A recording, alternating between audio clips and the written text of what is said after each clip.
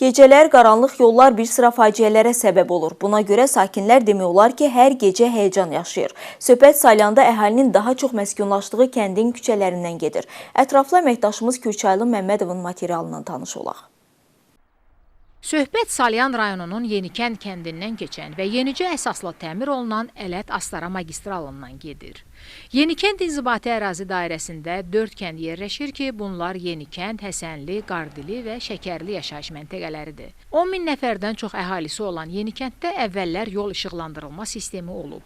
Avtomagistral əsaslı şəkildə qurulduqdan sonra nədənsə küçə işıqları məsələsi unudulub. Bu da zaman-zaman yolda faciələrə səbəb olur.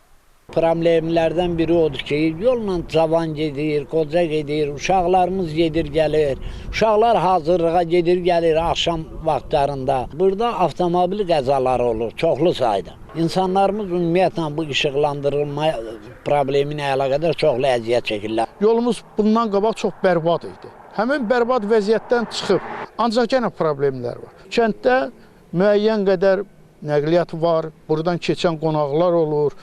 Ələt-Astara magistralı adlanırdı bura. İndi buradan sürətlə keçən maşınlar gecə təsəvvür edin ki, qaranlığa hansı problemləri yaradır. Kənd sakinləri bildirir ki, yolun Yenikənd ərazisindən keçən hissəsi 7 kilometr təşkil eləyir. Ötən il günün gecə saatlarında burada bir neçə nəqliyyat hadisəsi baş verib ki, onların da çoxu ölümlə nəticələnib. Həmin ərazidən sürətlə keçən avtomobillər bugün də təhlükə mənbəyidir.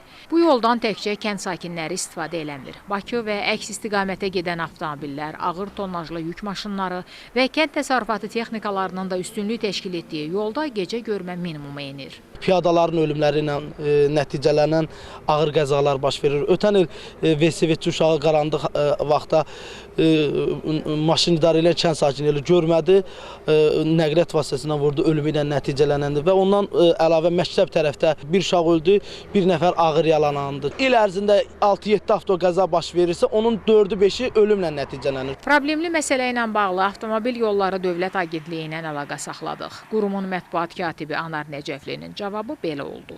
Mövcud Ələt-Astara İran İslam Respublikası ilə dövlət sərhədi magistral avtomobil yolunun Yenikənd Biləsuvar hissəsi yenidən qurulub. Yenidən qurma işləri zamanı Salyan şəhərinin daxilindən keçən hissənin və yol boyu avtobus dayanacaqlarının yerləşən ərazilərinin işıqlandırılması həyata keçirilib. Digər hissələr üzrə işıqlandırmanın təmin olunması ilə bağlı vətəndaşlar agentliyə rəsmi qaydada müraciət etsinlər, məsələ tərəfimizdən araşdırılsın.